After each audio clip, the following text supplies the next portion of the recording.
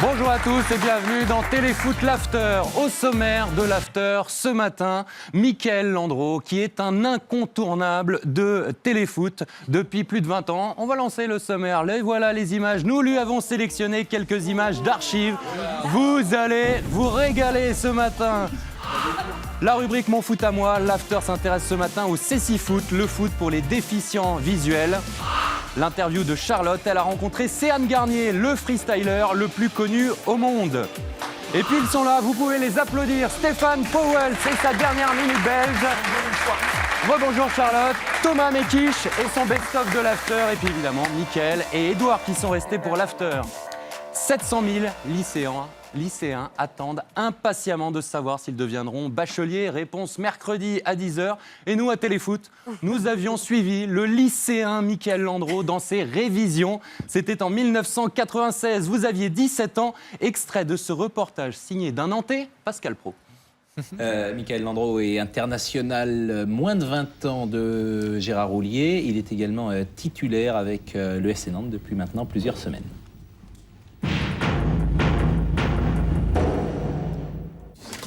Jeudi matin à Nantes, une classe de lycée, un contrôle de maths, un élève attentif, Mickaël Landreau, 17 ans et 8 mois, est en terminale S. Mickaël, on va pas parler fort parce qu'on est en contrôle de maths et que c'est important.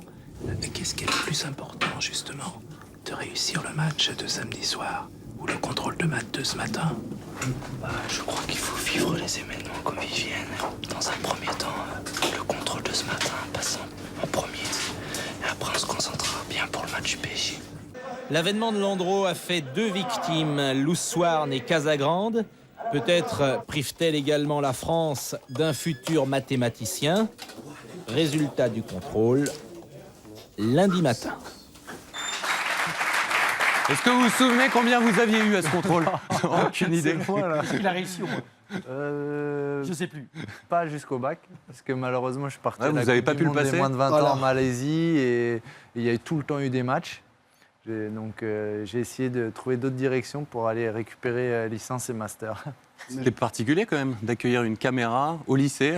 Vous avez toujours vécu avec des caméras? Ouais. À partir de 17 ans, ouais, c'est vrai que ça a été un petit peu mon quotidien. Ils ont essayé de suivre Ribéry, hein, mais ils n'ont jamais trouvé le lycée. C'était Ça, compliqué. c'était la bonne Ça blague commence belge bien. du matin. Ça commence par un petit... Donc ils ont pris Mickaël. Ça s'appelle une blague belge. Allez, d'autres archives à suivre dans cet after, mais on poursuit avec notre sondage live du jour, Charlotte. Allez, regardez, le sondage, le FC Lorient va-t-il remonter en Ligue 1 avec Mickaël Landreau comme entraîneur? Selon vous, oui ou non? Vous avez quelques minutes. Réponse en fin d'émission. Édouard, dès cette saison, ça va remonter? Je suis pas devin, mais allez, je vais lui souhaiter bon courage. Je vais dire oui alors. Non, mais Steph. on a eu des grandes discussions avec Édouard sur mettre des gardiens en tant qu'entraîneur. Alors, il y a les gens qui sont contre et les pour. Et moi, je suis dans les pour, parce que comme je suis fan... C'est vrai qu'il n'y en a pas beaucoup. Non, mais comme je suis fan inconditionnel de Michel Prudhomme et qui est en train de réussir une grande carrière d'entraîneur, moi, j'ai un autre regard. Je pense que les gardiens, justement, mon vieux pote Greg Vimbé me racontait ça, ils ont une lecture du jeu. Il n'y a rien à faire. Quand tu es dans les buts, tu vois tout. Moi, je pense justement qu'un gardien de but peut devenir un bon entraîneur. Et je trouve que c'est un vrai choix à Lorient d'oser faire le pari Mickaël Landreau. Ils auraient pu, pour essayer de remonter, prendre un référent. Et je pense que c'est culotté. Et j'espère qu'il va réussir. Ça donnera peut-être la voie à d'autres gardiens et à d'autres jeunes qu'il faut mettre dans le bain. C'est vrai que les gardiens, c'est un poste à part. Vous comprenez ce débat? Est-ce qu'un entraîneur peut réussir, un ancien gardien peut réussir en tant qu'entraîneur? Pour avoir travaillé dans la télé, il faut bien déjà avoir des débats. Voilà, bien vu. C'est constructif. Et après, déjà, il y a moins de gardiens. Donc c'est logique qu'il y ait moins de gardiens qui deviennent entraîneurs global. Il y en a. Michel Prudhomme en a un très bon exemple. En France, Casanova, Elie Baup, Philippe Montagnier, Philippe Bergerot, pour ne citer que. En plus, il y a le fait d'être entraîneur des gardiens. Donc je pense qu'en pourcentage, il y a beaucoup d'anciens gardiens qui deviennent entraîneurs, soit des gardiens, soit de clubs. Donc voilà. Il y a un autre débat, c'est pas nécessairement le fait d'avoir été ancien gardien et devenir entraîneur tout simplement. C'est comment éventuellement un joueur, comment serait perçu le fait qu'un joueur de champ puisse devenir entraîneur des gardiens. C'est aussi pareil. Là, on dit que c'est la spécificité. Quand tu es milieu, c'est spécifique. En fait, je pense que c'est un faux problème. Il n'y a qu'une chose, c'est la compétence.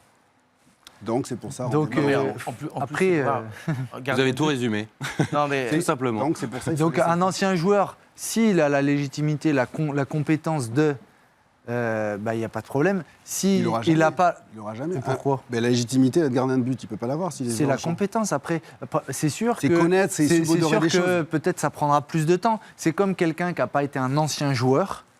Sera peut-être obligé de passer par des étapes amateurs ou des étapes nationales, Ligue 2, pour pouvoir vivre et montrer sa compétence. Mais après, à long terme, tu y arrives si tu as ça. La difficulté, c'est que les gardiens de but, c'est des mecs à part. C'est-à-dire qu'ils font du spécifique régulièrement ensemble quand les autres s'entraînent, mais ils doivent quand même être dans le collectif quand ils font des oppositions.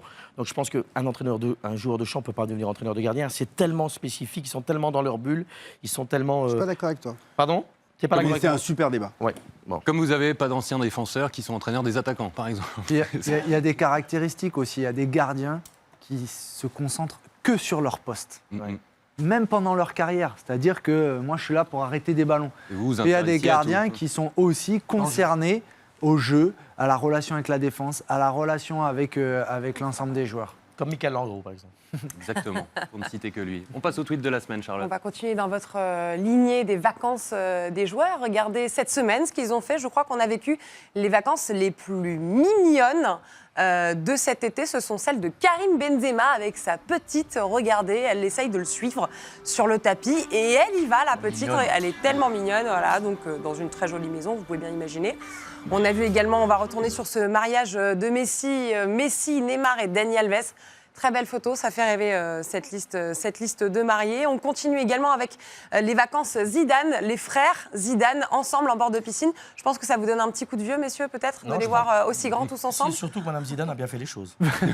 Ça contracte les abdos, là, pour On est la d'accord photo. Il est hein, beau je vous le dis. garçon, hein. Ils sont très beaux, ils sont très très beaux tous les quatre. On continue avec les vacances de Kovacic. Regardez avec son épouse sur un yacht, tranquillement, en train de s'échanger des têtes avec un ballon. Elle est plutôt douée, Elle Madame démerde bien. Kovacic. Combien de On est prises d'accord. Ça, on ne sait pas. On ne sait pas, mais elle est plutôt douée. Ça peut vous intéresser, peut-être, Mickaël, chez Pour les Lorient. féminines Lorient.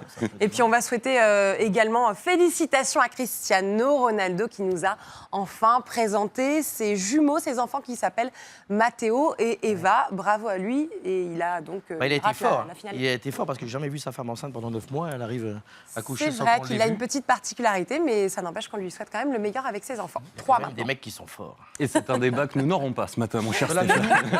Regarde pas. Cela ne voilà. nous Comme regarde disait, Mais il est fort quand même. On reste avec vous, Charlotte, pour votre interview hebdomadaire. Vous avez rencontré le plus célèbre des freestylers au monde. Ouais, c'est Anne Garnier, 33 ans, double champion du monde de freestyle. C'est peut-être un des freestylers les plus connus et surtout appréciés du public et suivi sur les réseaux sociaux. On est parti à sa rencontre avec Yacine Enfaoui pour mieux connaître le personnage. Attention, défi important lancé à la fin de cette interview. Regardez. On peut régler un point important. Comment on dit ton prénom déjà? Parce qu'il y a... C'est pas possible. Il y en a plein qui se trompent. Merci Charlotte. Merci Charlotte. Mon prénom c'est Céane. S-E accent aigu. A-N. Oui, Voilà. je sais, je ressemble à Sean Paul, les tresses, mais c'est à l'ancienne ça y est. Une carrière dans le foot, ça t'a jamais tenté, ça t'a jamais fait fantasmer? Alors, en fait, ce que je discutais avec Hassan, moi à la base je suis archi timide, on ne dirait pas comme ça, mais à la base je parlais à personne et c'est ce qui m'a un peu fait défaut dans le football. Je pense que dans le football il faut avoir du jeu, mais il faut aussi avoir un mental. Et peut-être qu'à un moment donné j'étais pas assez fort mentalement et aussi j'ai eu beaucoup de pépins physiques. T'as dribblé à peu près tout le monde, franchement. Tu vas dans toute la planète football, des internationaux, des très connus. Est-ce qu'il t'en manque un à ton palmarès? Il me manque deux, ils se cachent. Il me manque Messi et Ronaldo. Ah ouais, Messi et Ronaldo, ils se cachent. D'ailleurs, je leur dis tout de suite, Messi et Ronaldo, je vous attends, arrêtez de vous cacher. Non, mais c'est bon, vous avez gagné le Ballon d'Or, mais vous m'avez pas gagné moi. C'est votre seul titre. Le premier qui me bat, bah, ça sera le meilleur des deux. Voilà.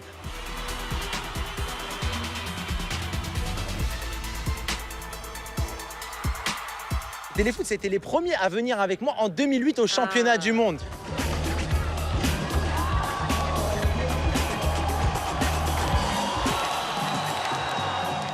Fred Calange, il était là du début à la fin. Voilà, et voilà, il connaît les anecdotes. Au début, je parlais pas très bien à la caméra, il m'a un peu drivé et tout. Donc voilà, Téléfoot, franchement, vous déchirez. Et je vous regarde tous les dimanches en plus. L'heure est venue pour moi de me prendre des petits ponts. Parce ouais, que tu je suis fais très très nulle et que du coup je suis un peu masochiste sur les bords. Allez. Donc en fait il va falloir qu'on se fasse un petit duel tous les deux. Il est méchant, c'est joue. Je sais pas où est le ballon. Non, mais Charlotte, tu connais les vidéos. Hé Charlotte, les vidéos, tu dois les connaître, non? Bah merci beaucoup, c'était l'humiliation du jour pour l'after. Fred, t'es mignon, mais il va falloir qu'on le reçoive en plateau et que tu te prennes des petits ponts. Ce serait formidable. Merci beaucoup. Fred, tu sais très bien, je t'attends. Voilà, Je relèverai le défi. merci. Fred, comme vous donnez des cours de communication, je vais vous donner quelques adresses dans les clubs de Ligue 1. Ce serait bien que vous passiez. Moi, vous faites ça très très bien. Il en tout cas, viendra, Céane en plateau dans Il est l'after. à Saint-Pétersbourg ce soir pour Oui. une démo avant la finale de la Coupe des Confédérations que vous pouvez suivre sur TMC. Et À 20h. on l'invite pour la première Ouais, on le l'invite 27 pour le août premier after. Ouais. Il viendra ici en plateau et il s'occupera de votre cas, du coup, Fred. Avec plaisir. Juste avant la minute belge de Stéphane Pauwels, vous reprendriez bien un petit coup d'archive, Mika. Téléfoot était avec vous en 96 au lycée, On peut pas également augmenter pour un peu passer les votre années. permis de conduire. Les années. Le permis de conduire Ah, avec après le Marianne bac, le Maco. permis. Extrait. Que font les joueurs lors de leur loisir? Eh bien, quelquefois, ils peuvent l'utiliser efficacement leur temps libre, comme par hasard. Mickaël Landreau est à quelques jours de passer son permis. Il prend encore des cours. C'est de la pub virtuelle sur la voiture? Non, c'est une vraie auto-école. Vous n'aviez pas pu passer votre bac, vous avez pu passer votre permis. Ça, c'est bon. On vous a pas porté la poisse tout le long. C'est bon. Bon, on aura encore d'autres petites images pour vous. Oui, je vous fais confiance. La minute belge de Stéphane Pauwels. Votre coup de cœur, non, votre coup de gueule. On commence par le coup de gueule aujourd'hui. Je dois être bref, vous m'avez dit, parce que Mickaël est là. Oula. L'OM Project. Mais l'OM Vous le Project, sentez pas, cet OM Je suis Project? inquiet parce qu'on nous annonce 100 millions d'euros de dépenses. Il y a de ça encore un mois et demi. Je vois qu'on est en train de ramer pour faire ramer. C'est pas un vilain jeu de mots, mais enfin c'est ça, quoi. 6 millions d'euros. Et j'ai Et Valère l'impression. Germain déjà. Ça Oui, c'est alors fait. attendez, Valère Germain, c'est très très bien. C'est bien joué, mais je veux dire, pour M. Garcia, avoir une équipe compétitive et jouer dans le top 3, il va falloir faire autre chose. Et j'ai l'impression que ça traîne pour dépenser. Et puis surtout, trouver les vrais joueurs. Il faut une charnière centrale. Je pense qu'ils sont en difficulté défensivement. Et je trouve qu'il y a beaucoup de blabla de la part des dirigeants de l'OM pour l'instant. J'avais un peu allumé à l'époque Gérard Lopez à Lille. J'ai l'impression qu'à Lille, c'est en train de bouger. Il y a des recrutements qui se font. À Lyon, ça bouge. Il y a des clubs qui sont en train de se bouger. Marseille, pour l'instant, je ne vois pas grand-chose. Et je répète que Germain est une bonne idée. C'est quand même pas assez encore pour pouvoir jouer dans le top. Est-ce qu'ils ont vraiment l'argent? Est-ce qu'ils ont vraiment l'enveloppe budgétaire qu'ils ont promis de mettre? Et si je suis supporter de l'OM actuellement, ce que je ne suis pas, puisque je suis neutre et bien connu, je m'inquiéterais un tout petit peu. Voilà. Je ne critique pas le projet, mais ça m'inquiète. Quand je vois que pour Rami, on a du mal, un défenseur central qui est quand même plus non plus une nouveauté, qui est quand même un joueur qui est plus sur la deuxième carrière que la première, et qu'on gratte pour faire Rami, on va faire quoi quand on va devoir acheter un vrai talent? Et alors Payet, il faudra qu'on m'explique tout le temps le risque qu'on a pris, Payet, Evra, avec Marseille. Moi, je suis un peu surpris de la politique du recrutement. Voilà. Édouard, le fait qu'ils ne réussissent pas à garder vainqueur ou Gomis, ça vous inquiète pour l'OM? Non, c'est pas nécessairement ça. Le mercato, la période de mercato est très difficile. C'est pas une semaine. Il vient de commencer, hein, il reste vient de plus de 2 commencer, mois. c'est un mois et demi. Il faut que les équipes reprennent. Et je pense que les joueurs que ciblent Hérault et Garcia, ce sont des joueurs qui sont bons et donc qui sont en contrat avec leur club. Donc il faut qu'ils attendent qu'ils reprennent. Et puis la Mais négociation. Edouard, tu fais du politique? Non. Mais après, je te taquine, tu es un ancien joueur, il y en a un ancien grand qui va devenir coach. Moi, je pense que c'est terrible. J'ai eu le bonheur, je le dis, de travailler avec des mecs comme Puel, Vaïd et compagnie.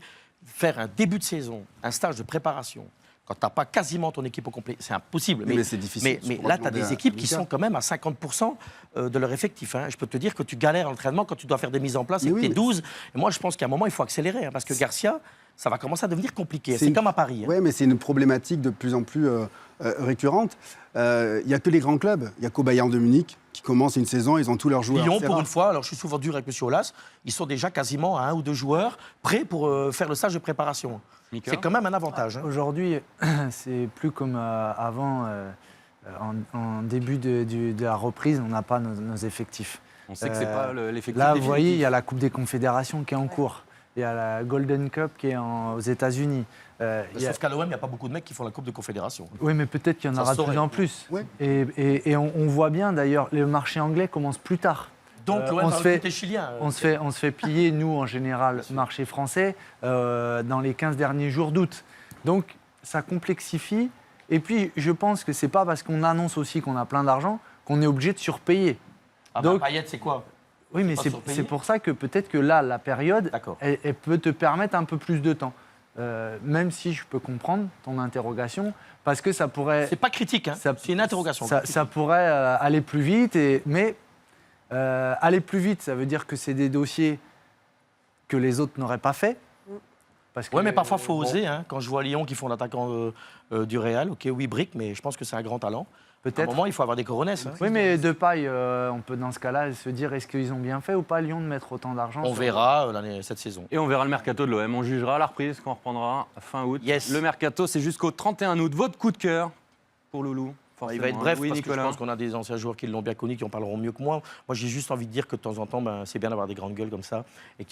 On a perdu un grand président. Alors parfois, il n'y a que lui qui pouvait se permettre ce genre de sortie fracassante. Mais il n'y a que lui. J'ai connu un autre mec comme ça, Francis de Courrières aussi à Valenciennes, qui pouvait faire ce genre de truc parce que c'est des mecs qui sont pleins d'empathie. Et Louis Nicolas, c'est un mec qui aimait surtout son club quand on l'a vu comme un gosse avec ses cheveux teints aux couleurs de Montpellier. Et aussi, moi j'ai eu l'occasion de visiter son musée avec des confrères belges. Quand tu es une journée avec lui, c'est une demi-heure par maillot. Et donc c'est un mec qui était... il va vraiment nous manquer. Je pense que, et le mot de Michel Platini était terriblement émouvant. Merci Stéphane. On peut vous applaudir.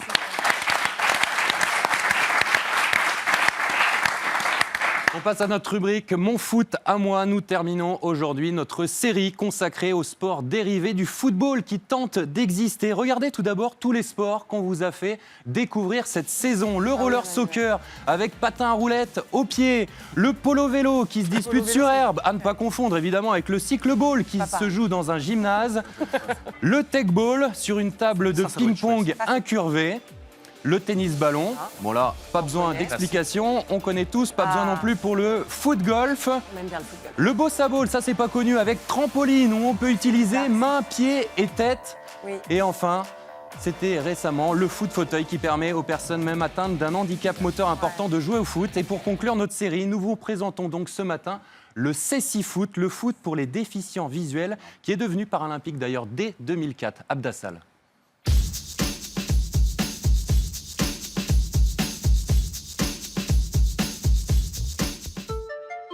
Après avoir perdu la vue à 10 ans, Yvan Mwanjo est avec son numéro 10 dans le dos, la star du Cécifoot en France. En ayant perdu la vue, j'ai été dans une école spécialisée pour les malvoyants et non-voyants et j'ai notamment découvert la pratique du Cécifoot. Avec plus de 200 licenciés en France, le Cécifoot permet aux personnes aveugles ou malvoyantes de s'affronter à 5 contre 5 au football. Et pour cela, les joueurs bénéficient d'un ballon sonore, d'un gardien de but voyant, d'un guide d'attaque et d'un entraîneur qui les oriente. On essaie de les guider, de dire comment ils sont placés, comment les adversaires sont placés en fait. Côté spectacle, tous les ingrédients du football traditionnel sont réunis. La conduite de balle, Je comprends pas comment ils font pour faire ce qu'ils font. les gestes techniques, C'est bien, c'est aussi bien qu'un match de foot. l'intensité Des fois j'ai l'impression qu'ils sont pas si aveugles que ça. et beaucoup d'occasions de but.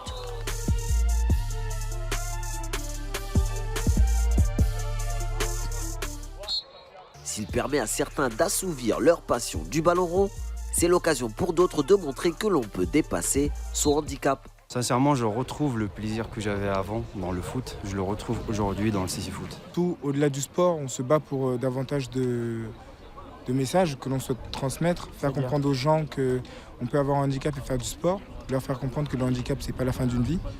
Dans 1 mois et demi, Yvan et ses amis iront à Berlin pour se dépasser et tenter de remporter le championnat d'Europe. Et un grand bravo à l'équipe de France de Cécifoot.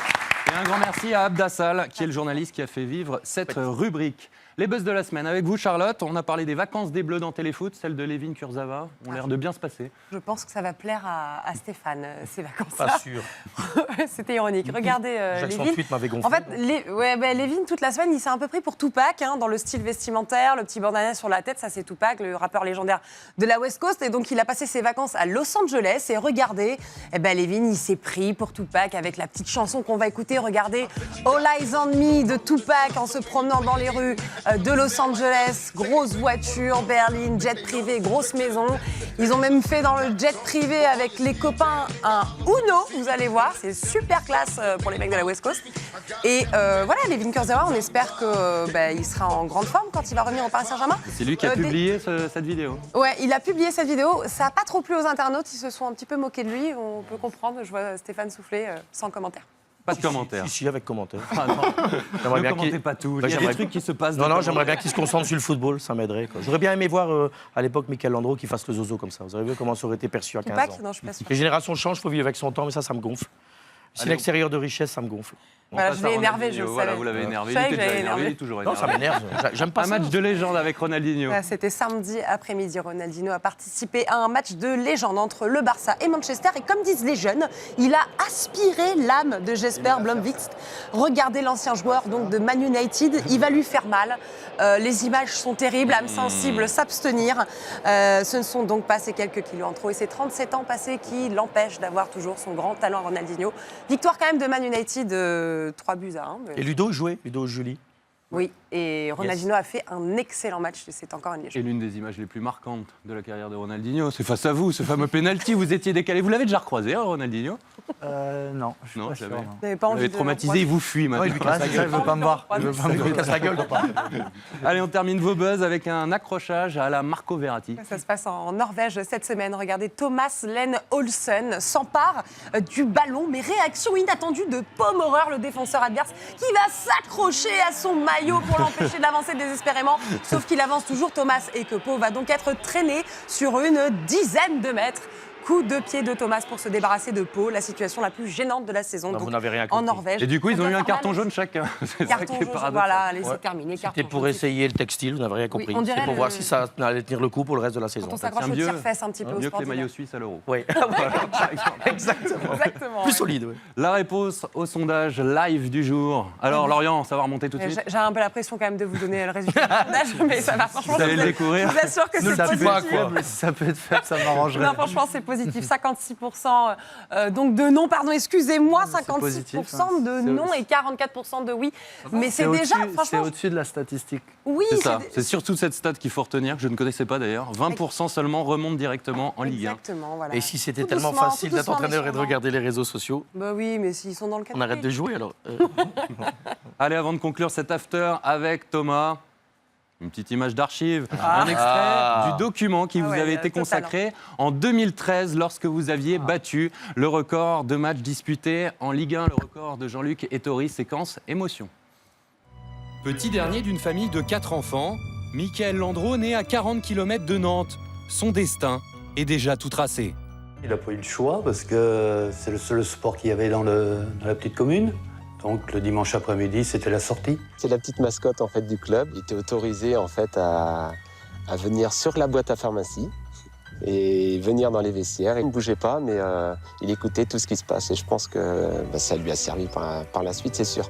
Son modèle, son grand frère de 12 ans, son aîné, gardien de but lui aussi. J'ai suivi moi aussi, c'est pareil, cette passion-là. Donc j'ai commencé gardien, toujours gardien. Et puis voilà, donc c'est pour ça que Mika aussi est venu derrière et puis a été obligé d'évoluer à ce poste-là. Ouais. Première licence à 6 ans dans sa commune d'Arton, sport-études à 13 ans, centre de formation du FC Nantes 2 ans plus tard. L'ascension du petit Mika est tellement fulgurante que Coco Ciodo le lance en Ligue 1 dès l'âge de 17 ans.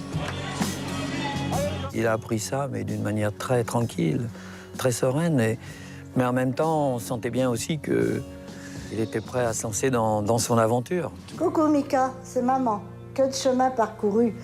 Je suis fière de ton record, tu le mérites. Je t'embrasse très fort. Je tiens à te dire chapeau. Et tu sais très bien ce que j'en pense, je serai fidèle à toi. Et bah bisous. Mais Mika, tu vois, de la part de papa, reste comme tu es. L'image que tu dégages du foot, c'est toi qui as raison. Reste simple. Je t'embrasse tous. Coucou. Là, je suis ému.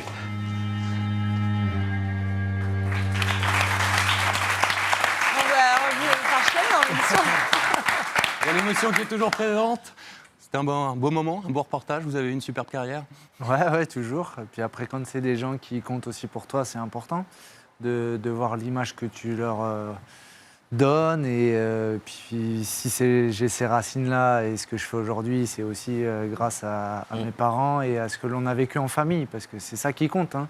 Les premières années nous construisent dans ce que l'on est en tant qu'homme. Magnifique. Mais il n'y a pas Allez. de secret, que ce soit les deux, même Edouard. S'ils arrivent à faire cette carrière-là et puis l'après-carrière, ça s'appelle l'humilité. Et ça vient de nos parents. Parce qu'on est toujours le reflet de nos parents, quoi. Plus Mickaël qu'Edouard. Non, mais Edouard aussi. J'aime beaucoup Il Edouard. commence, hein. Non, mais ça s'appelle Il l'humilité. s'implique déjà Non, mais on est tout le temps le reflet de nos parents. Quoi. Il y a un moment, ils nous transmettent des choses, l'hérédité, l'héritage, la transmission de caractère, d'une génération à une autre. Voilà. De la génétique. C'est comme ça. C'est ça. Il est très complet. Professeur Powell. Allez, justement, pour la dernière de la saison, Thomas Mekish nous a concocté un petit best-of de la saison. Tous aux abris, vous avez été sympa. Quelques petits moments choisis qui vous On caractérisent. se méfie. Avant ça, j'aimerais quand même clarifier une situation parce que je vois que Fred joue le gars cool avec vous depuis tout à l'heure. Des petites archives, Mickaël, on vous adore. Enfin, en attendant, le dernier entraîneur de Lorient qu'on a reçu, voici ce qu'il lui a dit, Fred.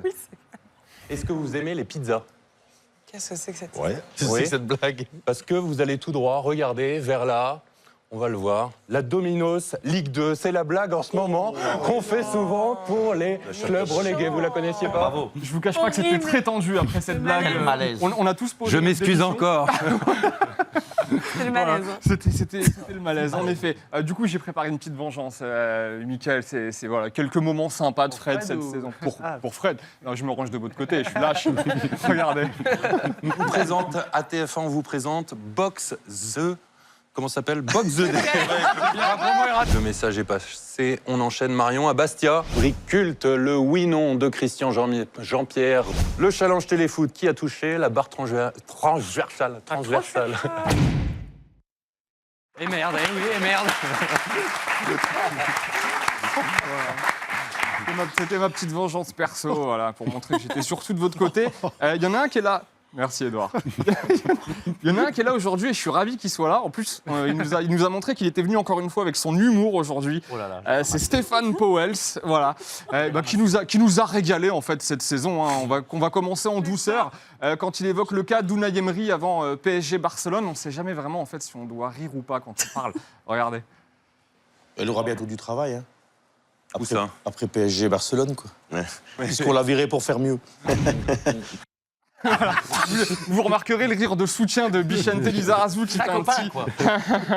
Alors, ce qui est cool et dérangeant à la fois, c'est que, comme je dis, on ne sait pas vraiment si on doit rire ou pas à ces blagues. Même les invités, parfois, ils sont là et ils se disent « Qu'est-ce que je fais, quoi? Qu'est-ce que je fais ?» Regardez. L'odeur de connaître la famille Hazard, c'est dans le même registre. C'est pas un hasard. C'est fait exprès, ça? Mais même pas. C'est ça, ce que je me disais aussi. On atteint le sommet de l'humour, là. Vraiment, on est au top du top. Quand les gens autour de la table n'osent même plus réagir à vos blagues, en fait. On se dit, est-ce qu'il va s'énerver? Est-ce que... On va se la garder, celle-là, pour coup, votre bafouillage. on dit rien, regardez. Ranieri, ça peut être un animal Leicester. Vous comprenez? Ouais, magnifique. J'avais envie. Ouais. Leicester.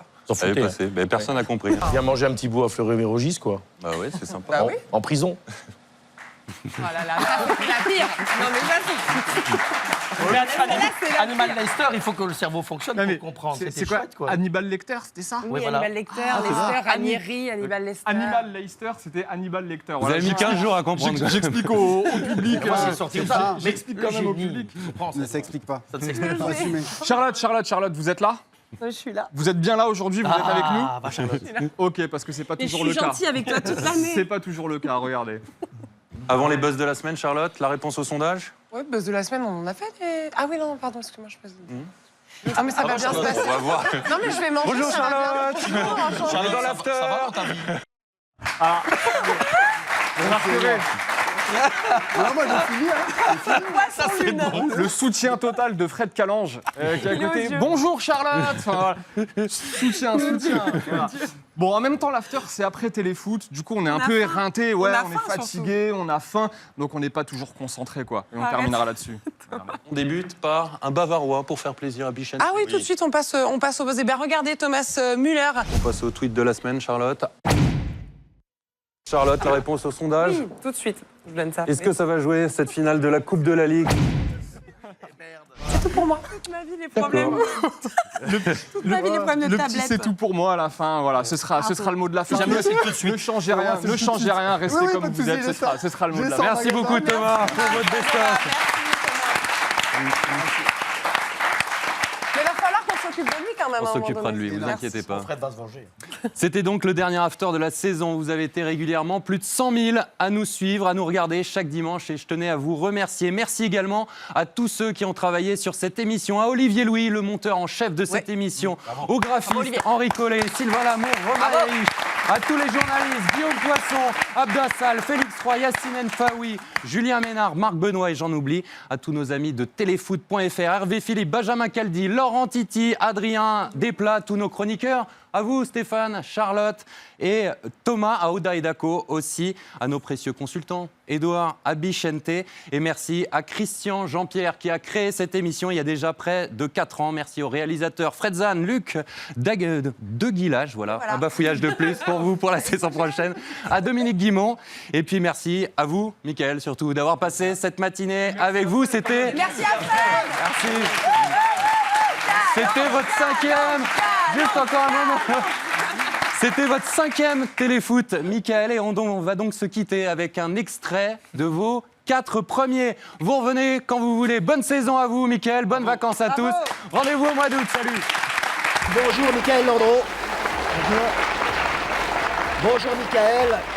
Alors, à défaut d'être invincible, vous êtes donc invaincu. Avez-vous le sentiment de vivre un conte de fées? Plus jeune, on rêve de devenir un joueur professionnel. Commencer comme ça, c'est super.